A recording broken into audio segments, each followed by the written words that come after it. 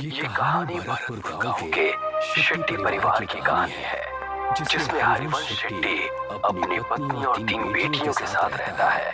हरिवंश पेशे से इंजीनियर है और अपनी तीनों बेटियों को बहुत पढ़ा लिखा कर अपने पैरों पर खड़ा करना चाहता है। गांव के सभी लोग हरिवंश को बेटियों की पढ़ाई के बजाय उनकी शादियों के लिए पैसे जोड़ने की सलाह देते हैं, मगर हरिवंश शेट्टी अपनी मर्जी का मालिक है। वो किसी की नहीं सुनता सिवाय अपने। एक दिन अपने ऑफिस जाते हुए हरिवंश को रास्ते में उर्मिला चाची मिलती है।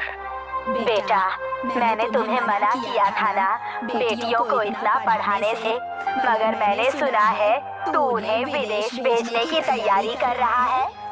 हाँ चाची, आजकल के बच्चे पढ़े लिखे होते हैं और सब अपने पैरों पर खड़े होते हैं। मैं भी अपनी बेटियों को बहुत पढ़ाना लिखाना चाहता हूँ। एक बार अपने पैरों पर खड़ी हो जाए, उसके बाद शादी की सोचेंगे। मगर बेटा, उनकी शादी। ओफो चाची, अभी वो तीनों बहुत छोटी हैं। तुम उनकी चिंता मत करो, मैं हूँ ना, मैं सब संभाल लूंगा। इतना कहकर हरिवंश अपने ऑफिस के लिए निकल जाता है। उसके ऑफिस पहुंचते ही उसे खबर मिलती है कि गांव में भूकंप आया है और सब बर्बाद हो गया है। हरिवंश वापस घर पहुंचता है और देखता है कि उसका पूरा गांव बर्बाद हो गया है। अरे ये सब क्या हो गया? मैं तो लुट गया, बर्बाद हो गया। अब कैसे सब हो पाएगा? मेरी बेटियां कैसे विदेश जाएंगी और आगे की पढ़ाई करेंगी?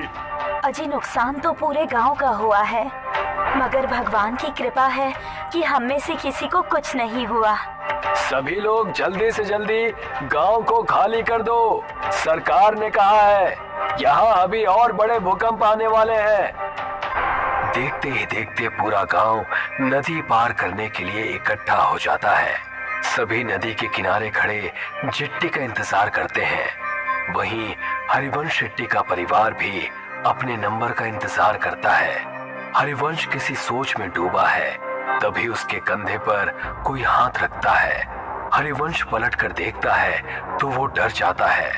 खून से लथपथ एक आदमी उससे कहता है, बहुत लंबा इंतजार करवाया है तूने, आखिरकार तू हमारी पकड़ में आ ही गया। हरिवंश उस आदमी को देखकर डर जाता है। वो आसपास देखता है, सभी लोग नॉर्मल हैं। ऐसा लगता है जैसे हरिवंश के अलावा किसी और को वो आदमी नजर ही नहीं आ रहा। कौन हो तुम और मेरा इंतजार क्यों कर रहे थे? आत्मा कुछ कहती कि तभी हरिवंश की सबसे छोटी बेटी उससे कहती है, पापा, हम कब से यहाँ इंतजार कर रहे हैं। सबका नंबर आ रहा है, मगर हमारा बोट में नंबर ही नहीं आ रहा। अब तो मुझे बहुत जोर से भूख भी लग रही है। क्या दिन देखने पड़ रहे हैं ना इंजीनियर। जब अपनों के साथ कुछ बुरा होता है ना, तो हमें कहीं चैन नहीं मिलता। सही कहा ना मैंने? मगर तुम हो कौन और मुझसे क्या चाहते हो? तभी हरिवंश की नजर नदी के बीचों बीच चल रही नाव पर पड़ती है, जहां से बहुत चीखों की आवाजें आ रही हैं। नाव नदी के बीच हिचकोले खाने लगती है। तभी हरिवंश की नजर नदी में कुछ आत्माओं पर पड़ती है, जो जेट्टी से कुछ लोगों को पानी में गिराने की कोशिश कर रहे हैं। जो आदमी नदी में गिरता जाता है, वो आत्माएं एक एक करके उनका गला मरोड़ती, तो कोई आत्मा किसी का खून पीती है। इतना भयानक मंजर देखकर हरिवंश मन में सोचता है, शायद इन आत्माओं को आदमियों से प्रॉब्लम है, इसीलिए ये सिर्फ आदमियों को मार रही हैं। अगर मैं मेरे परिवार के साथ गया तो ये मेरे साथ साथ उन्हें भी नुकसान पहुंचा सकती हैं, जो मैं बर्दाश्त नहीं कर सकता। इतना सोचते हुए हरिवंश वहां से उल्टा गांव की तरफ भागना शुरू करता है और उसके परिवार वाले उसे वापस आने को कहते हैं। अरे, वहाँ कहाँ जा रहे हैं आप? गांव में खतरा है, लौट आइए। हाँ पापा, वापस आ जाइए ना प्लीज। वहाँ मत जाइए ना पापा, वापस आ जाइए ना। मगर हरिवंश किसी की नहीं सुनता और गांव के अंदर भाग जाता है। वो जैसे ही गांव में जाता है वो देखता है वहां कोई नहीं है। एकदम सन्नाटा छाया हुआ है। हरिवंश अपने उजड़े हुए गांव को चारों तरफ से देखता है। तभी उसे एक आत्मा उसकी ओर दौड़ती हुई नजर आती है। हरिवंश अपनी जान बचाकर वहां से भागता है। भागते भागते थक जाने के बाद हरिवंश एक सरकारी स्कूल की बिल्डिंग के बाहर बैठ जाता है। वहां भी उसे सब उजड़ा हुआ दिखता है। तभी दो छोटे बच्चों की आत्मा हरिवंश के पास आती है और उससे कहती है, अंकल, हम तो मासूम से बच्चे थे ना, आपने हमें क्यों मार दिया? अब आपका नंबर है। मैं इन बच्चों को क्यों मारूंगा भला? मैं खुद बेटियों का बाप हूँ। हे भगवान, ये सब क्या हो रहा है मेरे साथ? वहाँ मेरा परिवार भी अकेला है। मुझे लगता है इन सबको कोई गलतफहमी हो रही है। हरिवंश ऐसा मन में सोच रहा होता है कि तभी एक भयानक औरत की आत्मा वहां आ जाती है और हरिवंश से कहती है, जब अपने परिवार से इतना प्यार करते हो तो दूसरों के बारे में कभी क्यों नहीं सोचते?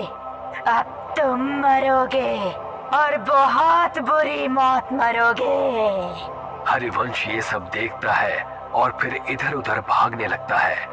वो भागते भागते वापस नदी के किनारे आ जाता है, मगर इस बार वो देखता है कि वो जहाँ खड़ा है वहाँ कोई भी नहीं है।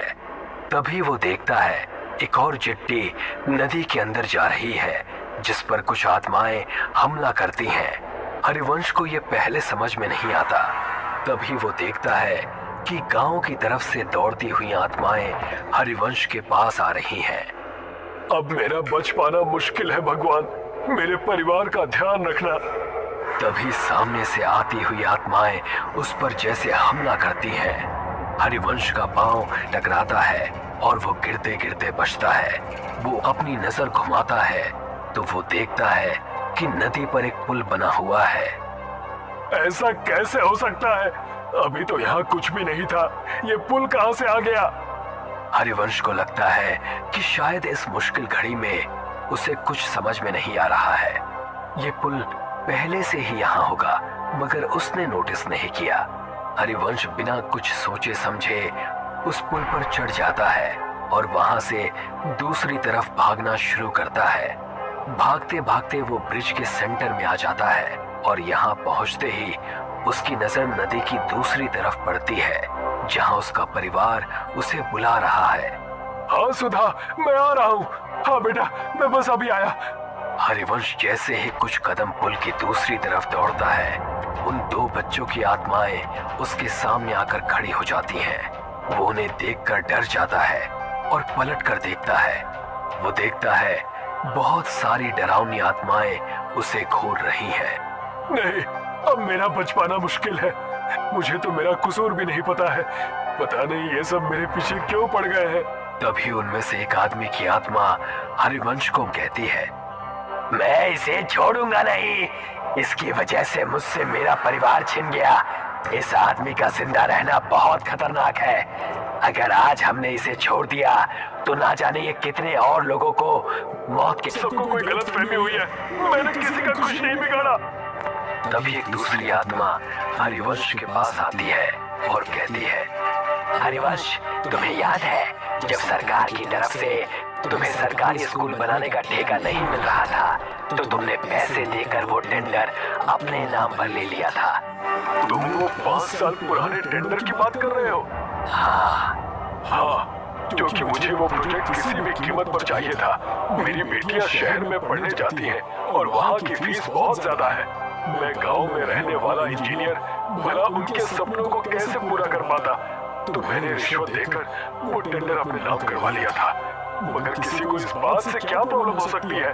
हरिवंश के ऐसा कहते ही वो स्कूल के बच्चे उसके सामने आकर कहते हैं, अंकल, अगर आप वो टेंडर नहीं लेते तो आज हम जिंदा होते। इसका क्या मतलब है?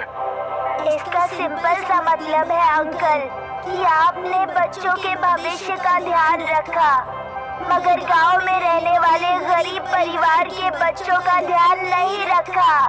कभी आपने टेंडर अपने नाम किया, मगर उसमें भी पैसा बचाने के चक्कर में आपने घटिया मटेरियल का यूज किया, जिसकी वजह से हमारा स्कूल बिना किसी वजह से ही टूट कर गिर गया और हम जैसे सैकड़ों बच्चों की जान चली गई। ये सुनकर हरिवंश का मुंह खुला का खुला रह जाता है।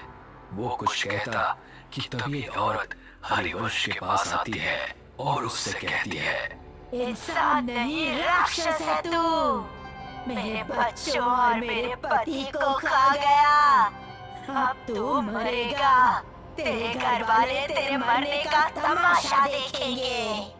उन आत्माओं की भीड़ में से 2 आदमियों की आत्माएं निकलती हैं और हरिवंश को हवा में उल्टा लटका देती हैं। उल्टा लटका हरिवंश उनसे कहता है, मेरी गलती माफी लायक तो नहीं है, मगर फिर भी मैं आप सबसे हाथ जोड़कर माफी मांगता हूँ कि मेरी भूल को माफ कर दो। तभी आत्माओं की शक्ति से उल्टा लटका हरिवंश गोल गोल चक्री के जैसे घूमने लगता है। तूने कोई भूल नहीं की इंजीनियर, तूने तो सब सोच समझ कर किया है और जो तूने किया है ना उसे पाप कहते हैं। पाप की माफी नहीं होती, उसकी सजा होती है जो अब तुझे हम देंगे। नहीं नहीं, मैंने कुछ भी जानबूझकर नहीं किया। प्लीज मुझे माफ कर दो, प्लीज जाने दो। हाँ, आज तुझे इस दुनिया से भेजने ही तो आए हैं। तू शायद भूल रहा है इंजीनियर, तूने गांव का सिर्फ वो स्कूल ही नहीं बल्कि म्यूनिसिपल का हॉस्पिटल भी बनाया था। गांव में ऐसे कई छोटे बड़े प्रोजेक्ट हैं जो तूने पूरे किए थे। और हाँ, आज जो ये तू इस ब्रिज में झूल रहा है, ये भी तो तूने ही बनाया था। तुझे अंदाजा भी है कि तेरे बनाए गए सभी प्रोजेक्ट्स का एक जैसा ही हाल हुआ है। तो तू एक तो नहीं बल्कि हजारों मौतों का अकेला जिम्मेदार है। ये सब सुनकर हरिवंश को अपनी सारी काली करतूतें याद आ जाती हैं और वो उन सब से कहता है, हाँ, मैं सब कुछ स्वीकार करता हूँ, मैं सारी गलतियाँ मानता हूँ, मैं इन सब का दोषी हूँ। मगर हर माँ बाप अपने बच्चों की खुशी के लिए कुछ भी करता है, तो मैंने भी मेरे बच्चों के भविष्य के लिए ऐसा किया था। हालांकि मैं अब ये बात मानता हूँ कि मैंने जो भी किया वो सब गलत था। हरिवंश की माफी से किसी को कोई फर्क नहीं पड़ता और देखते ही देखते वो आत्माएं वहां से एक एक करके गायब होने लगती हैं। हरिवंश को समझ में नहीं आता कि ये सब क्या हुआ। वो हवा में उल्टा लटका हुआ है, उसे पुल पर कोई नहीं दिखता, सब गायब हो जाते हैं। वहां उसके परिवार को चिट्ठी मिल जाती है। वो दूर से ही अपने परिवार को नदी की दूसरी तरफ जाते हुए देखता है। जिस ब्रिज के ऊपर वो उल्टा लटका है, वो ब्रिज भी धीरे धीरे गायब हो रहा है। हरिवंश जैसे ही खुद को खुले आसमान के नीचे नदी के बीचों बीच उल्टा लटका हुआ देखता है, वो देखता है कि उसके आसपास उसी की तरफ बाकी की आत्माएं भी उल्टी लटकी हैं। वो उन्हें देखकर डर जाता है। तू और तेरा साथ देने वाले सभी लोग अब इस दुनिया में नहीं हैं और आगे भी जब जब तुझ जैसे लोग ऐसा काम करेंगे, हम उन्हें सजा देने आते रहेंगे। इतना कहकर वो सारी आत्माएं हरिवंश पर झपट्टा मारती हैं